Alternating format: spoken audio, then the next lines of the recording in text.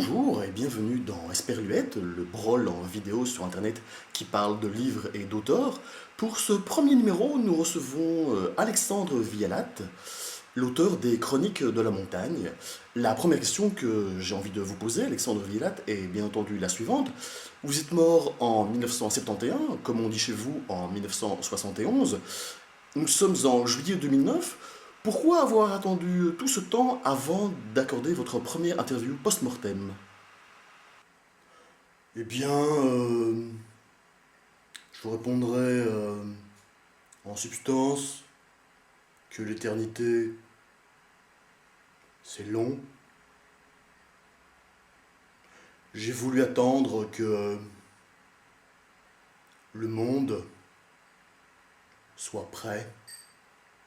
Votre livre s'appelle Les Chroniques de la montagne et pourtant une lecture attentive m'a fait découvrir que vous ne parlez ni des Alpes, ni des Pyrénées, ni même des Vosges.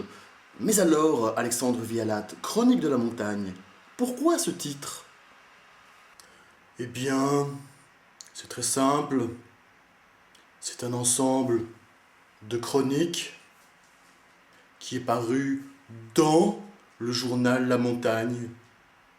À l'origine, je voulais les appeler Chroniques dans la montagne, mais l'éditeur n'a pas voulu.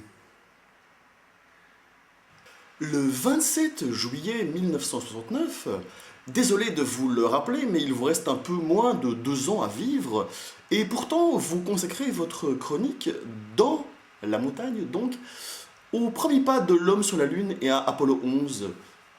Rétrospectivement, Alexandre Vialat, vous n'auriez pas préféré consacrer cette chronique à la victoire d'Eddy Merckx au Tour de France?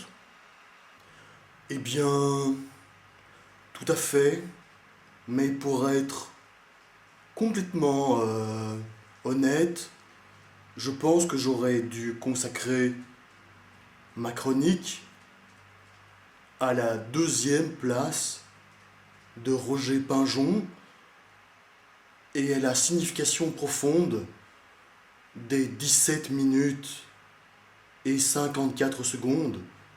17 minutes et 54 secondes de retard sur Eddy Merckx pour l'éternité, Roger Pingeon. Le 26 mai 1968, vous écrivez, et je vous cite, le cheval remonte à la plus haute antiquité. Avez-vous bien conscience des conséquences politiques de cette phrase, Alexandre Vialat? Eh bien, pas du tout, et je tiens à m'en excuser si cette phrase a provoqué par la suite l'élection de l'une ou l'autre personnalité antipathique. Je tiens à m'excuser auprès de tous mes amis, les chevals.